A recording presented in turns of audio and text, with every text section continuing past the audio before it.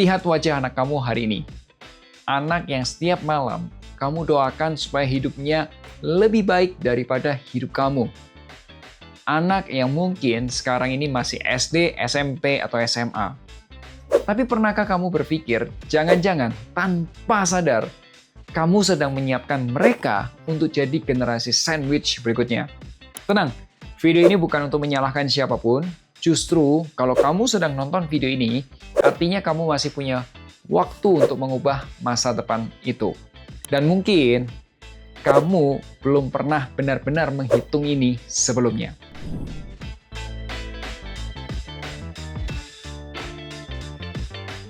Hai, ketemu lagi bersama saya Melvin Mumpuni. Saya mau mulai video ini dengan sebuah pertanyaan yang mungkin agak gak nyaman. Kalau hari ini anak kamu ulang tahun, kamu pasti mendoakan supaya dia sehat, sukses, dan masa depannya cerah. Tapi pernah tidak kepikiran, bagaimana kalau tanpa sadar justru kita sedang menyiapkan anak itu untuk mewarisi beban finansial kita? Sebentar ya, saya tahu ini terdengar keras, tapi coba bayangin, anak yang hari ini masih lucu-lucunya, yang setiap tahun kita rayakan ulang tahunnya, yang selalu kita doakan agar hidupnya lebih baik daripada kita, suatu hari nanti bisa jadi harus menunda mimpinya sendiri karena membiayai masa tua orang tuanya. Dan itulah yang disebut generasi sandwich. Yang membuat saya khawatir, banyak orang tua sebenarnya sayang sekali sama anaknya. Tapi lupa menyiapkan satu hal penting, dana pensiun. Akibatnya apa? Ketika penghasilan berhenti dan biaya hidup terus berjalan, anaklah yang akhirnya jadi penopang keuangan keluarga. Di video ini kita akan membahas 3 hal. Pertama nih ya, kenapa anak kamu itu berisiko menjadi generasi sandwich berikutnya? Dan kedua, kenapa banyak orang tua sadar pentingnya dana pensiun tetapi ya nggak kunjung-kunjung mempersiapkan juga gitu. Dan yang ketiga, bagaimana cara memutus rantai generasi sandwich agar masa tua kamu tidak menjadi beban bagi anak? Sekarang pertanyaannya, apakah risiko ini benar-benar besar? Atau sebenarnya saya sedang melebih-lebihkannya? Jawabannya, enggak. Karena data menunjukkan 90% orang Indonesia belum siap pensiun. Dan dampaknya itu bisa langsung dirasakan oleh anak-anak mereka. So, mari kita bahas kenapa anak kamu berisiko menjadi generasi sandwich berikutnya. Saya mau tanya sesuatu ke kamu. Kalau besok pagi kamu pensiun, kamu nggak kerja lagi, kira-kira uang untuk hidup bulanan datang dari mana? Kalau kamu punya jawaban yang jelas, bagus. Tapi kalau kamu mulai bingung ya, mungkin, apa ya? Ya, itu kita perlu ngobrol lebih serius nih soal pensiun. Karena banyak orang mengira pensiun itu, nanti 15 tahun lagi, 20 tahun lagi. Padahal keputusan yang kamu ambil hari ini, itu bisa menentukan satu hal yang sangat penting. Saat tua nanti, kamu hidup dari aset atau hidup dari bantuan anak. Dan sayangnya, masalah ini lebih besar daripada yang banyak orang kira. Menurut survei SSBC dan OJK, hanya sekitar 30% pekerja sektor formal yang benar-benar siap secara finansial menghadapi masa pensiun. Artinya apa? Kalau saat ini ada 10 orang yang duduk di ruang meeting kantor gitu ya, kemungkinan hanya 3 orang yang benar-benar siap pensiun. Sisanya nih 7 lainnya masih berisiko mengalami kekurangan dana saat nanti pensiun. Lebih mengkhawatirkan lagi nih, survei dari Asian Development Bank (ADB) itu menunjukkan sekitar 50% lansia di Indonesia masih bergantung pada bantuan anak atau keluarga untuk memenuhi kebutuhan hidupnya. Setengah loh ya, itu bukan sekedar statistik loh. Ini tuh realita yang sedang terjadi di banyak keluarga Indonesia. Dan jujur, inilah alasan kenapa menurut saya topik ini sangat-sangat penting. Khususnya buat saya sebagai seorang perencana keuangan. Karena saya bukan cuma hanya membaca data, saya tuh ngelihat kejadiannya langsung. Bukan cuma 1 atau 2 kasus atau 2 klien gitu, tapi itu ratusan keluarga lah seperti itu. Saya pernah loh duduk berhadapan dengan seorang klien, usianya masih 30 tahun. Sebenarnya karirnya bagus, penghasilannya bagus. Di atas kertas, masa depannya tuh harusnya kelihatan cerah. Tapi, ternyata sebagian penghasilannya itu digunakan untuk menopang orang tuanya yang nggak siap pensiun. Dan setiap kali saya bertemu kasus seperti itu, saya tuh selalu berpikir satu hal. Jangan sampai nih ya, anak-anak kita ya itu mengalami hal yang sama. Jangan sampai generasi sandwich melahirkan generasi sandwich berikutnya. Kalau bisa, rantainya itu berhenti di kita aja gitu. Ya coba bayangin deh wajah anakmu. Anak yang hari ini kamu perjuangkan dan kamu doakan masa depannya setiap hari. Sekarang, bayangkan 20 tahun lagi. Saat dia sedang berusaha membangun karir, mau pengen beli rumahnya, mau bangun keluarganya, mau ngejar mimpinya sendiri, sebagian penghasilannya justru harus digunakan untuk nopang masa tua orang tuanya. Dan orang tua itu siapa? Bisa jadi kamu. Banyak orang mengira generasi sandwich itu lahir karena anak terlalu baik atau orang tuanya terlalu bergantung. Padahal seringkali penyebabnya jauh lebih sederhana. Dana pensiunnya tidak pernah dipersiapkan dengan serius. Nanti aja lah, masih lama. Fokus ke anak dulu gitu. Kalimat-kalimat kecil itu kedengaran sepele, tapi ketika diulang selama bertahun, dampaknya itu mengubah masa depan satu generasi. Saya mau kasih satu pertanyaan. Kalau suatu hari anakmu membantu secara finansial, kamu tuh pengennya yang terjadi itu kenapa?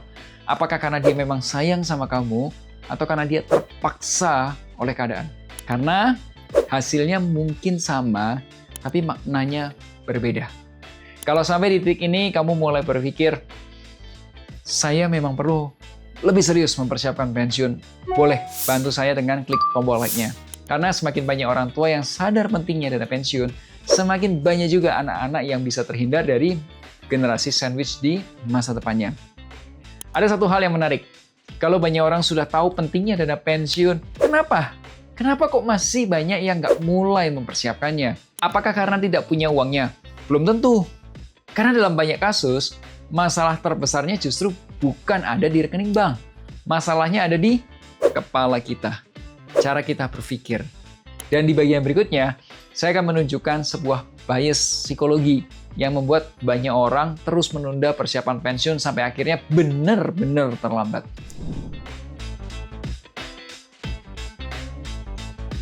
Kalau banyak orang sudah tahu pentingnya dana pensiun ya, kenapa sih kok banyak orang nggak mempersiapkan? Bukan karena mereka nggak peduli, bukan juga karena mereka nggak tahu, tapi seringkali karena satu hal yang lebih sederhana. Mereka cuma menunda, oke? Delay. Saya kasih contoh sederhana deh. Kalau kamu lagi nyetir mobil ya, ada suara aneh di mesin mobil. Itu ada orang yang langsung buru-buru ke bengkel. Tapi ada juga yang memilih gedein deh volume radionya.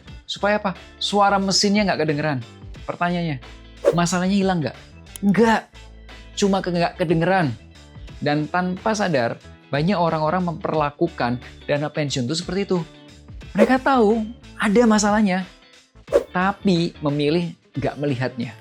Dan dalam psikologi ini disebut ostrich bias. Kecenderungan untuk menghindari hal-hal yang membuat kita nggak nyaman. Bukan karena kita nggak tahu, tapi karena tidak ingin menghadapi kenyataannya. Misal, tahu nih belum punya dana pensiun, tahu tabungan belum cukup, tahu juga belum mulai investasi. Tapi karena kok dipikirin merasa berat, udah akhirnya yaudah deh, nggak usah dihitung, nggak usah dicek, nggak usah dibahas. Lalu ada satu kalimat nih yang sering muncul tanpa sadar. Tenang, masih lama. Pensiun masih lama. Nggak usah dipikirin. Usia 40, merasa pensiunnya masih jauh. 45, merasa masih ada waktu. Usia 50, masih mikir, masih bisa dikejar. Padahal dalam keuangan, masalahnya tuh bukan ada waktu atau enggak. Masalahnya tuh cukup atau enggak. Masalahnya tuh bukan mereka nggak punya uang, tapi mereka nggak pernah tahu berapa sih angka minimum yang harus dicapai untuk pensiun.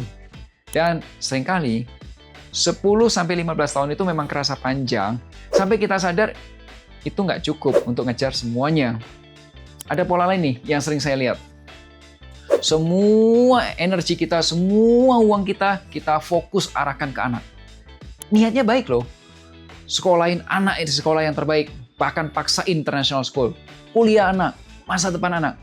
Semua dipikirkan dengan serius. Tapi satu hal yang sering ditinggalkan, masa tua diri sendiri. Karena apa? Dianggapnya nantilah, bisa dipikirin nanti gitu. Nanti lagi. Padahal kalau seluruh arus keuangan hanya mengalir ke satu arah, ke pendidikan anak semua, nanti akan selalu ada kekosongan di area-area yang lainnya. Dan siapa yang ngisi kekosongan itu? Ya anak kamu. Saya pernah bertemu satu keluarga. Rencana pendidikannya detail banget. Sekolahnya jelas, kuliahnya siap. Bahkan sampai S2-nya pun sudah dirancang. Tapi ketika aku tanya, kalau pensiun nanti Bapak Ibu penghasilan dari mana ya? Ruangan itu langsung hening semua. Bukan karena mereka nggak peduli, tapi karena mereka belum benar-benar pernah ngitung.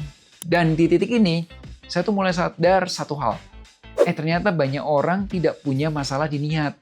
Ngerti niatnya. Cuma mereka punya masalahnya di arah. Mereka tahu ingin pensiun nyaman, tapi nggak tahu harus mulai dari mana. Nggak tahu berapa yang harus disiapin. Nggak tahu aset apa yang perlu dibangun. Dan ketika semuanya nggak jelas, nunda adalah pilihan yang paling aman. Coba, saya tanya sesuatu kamu. Kalau hari ini kamu pensiun di usia 55 atau mungkin 60 tahun, kira-kira sumber penghasilan utama kamu nanti berasal dari mana? Silakan tulis di kolom komentar. Saya benar-benar ingin tahu jawabannya. Karena dari pengalaman saya mendampingi banyak keluarga, saya belajar satu hal. Orang itu tidak gagal mempersiapkan pensiun karena malas. Mereka gagal karena tidak punya kejelasan. Dan tanpa kejelasan, waktu akan terasa masih panjang. Sampai suatu hari, terasa sudah terlambat. Nah, kalau kamu termasuk generasi milenial yang lahir di sekitar tahun 1980-an, ingat loh, sekarang kamu sudah masuk usia 40-an, artinya masih ada 10 sampai 15 bahkan 20 tahun sebelum pensiun. Masih bisa diperbaiki, masih bisa disusun ulang, dan yang paling penting, masih ada kesempatan untuk memastikan anak kamu tidak menjadi generasi sandwich berikutnya. Pertanyaan sekarang sederhana. Kalau bukan sekarang, kapan? Dan di bagian berikutnya kita akan bahas sesuatu yang jauh lebih praktis, yaitu gimana cara kita memutus rantai generasi sandwich ini. Kalau di bagian sebelumnya, kita sudah bahas nih, kenapa banyak orang nggak siap pensiun. Sekarang pertanyaannya yang lebih penting. Kalau sudah tahu, mulai dari mana? Karena jujur, banyak orang sebenarnya bukan tidak mau siap, mereka hanya tidak tahu langkah pertamanya. Saya kasih analogi sederhana. Kalau tubuh kita nggak sehat, kita itu tidak langsung minum semua obat sekaligus. Ada prosesnya, diperbaiki pelan-pelan. Keuangan juga sama. Saya biasanya membagi jadi 4 langkah sederhana. Ya, tapi urutannya penting. 1, kita perlu sehatkan keuangannya dulu. Ya, ini selalu lah, aku selalu kasih tahu. Ini pondasi. Kalau keuangannya masih bocor di mana-mana, kamu mau investasi seberapa besar pun, itu berat. Banyak orang yang merasa gajinya habis, nggak tahu kemana gitu. Padahal masalahnya bukan income, tapi ya dikocor kecil-kecil yang nggak tahu tuh di mana gitu. Yang kedua, kamu mulai hitung kebutuhan pensiun kamu. Ya, ini bagian yang sering dihindari. Karena begitu dihitung, kaget, gede banget gitu. Gini, tapi tanpa angka, kita tuh hanya merasa aman. Tapi bukan benar-benar aman gitu. Contoh sederhana nih, kalau kamu merasa, nanti ketika saya pensiun nanti ya, cuma butuh 15 juta rupiah per bulan lah, cukup lah. Nah, itu udah benar-benar hitung belum? Atau cuma asumsi kamu segitu, ingat loh, 20 tahun lagi pensiunnya, atau 15 tahun lagi pensiunnya. Yang ketiga, kumpulin modalnya dulu, modal untuk pensiun. Ini tahap yang krusial. Karena untuk membangun masa pensiun, ya butuh modal. Kalau sudah ada, kamu bisa langsung beli aset produktif kamu. Ya, kamu bisa beli rumah kos, atau waralaba, atau juga saham yang rutin bagi dividen. Tapi kalau kamu belum ada, ya kamu mulai dari uang yang kamu punya sekarang. Ya, secara konsisten diinvestasikan sampai modalnya terbentuk. Inilah fase akumulasi. Sekali lagi saya bilang, ini bukan cepat, tapi ini konsisten. Dan terakhir, yang keempat, kamu bangun nih aset produktif dan punya passive income saat kamu pensiun. Tujuan terakhirnya ini nih, karena saat pensiun nanti ya pengeluaran pasti akan tetap ada.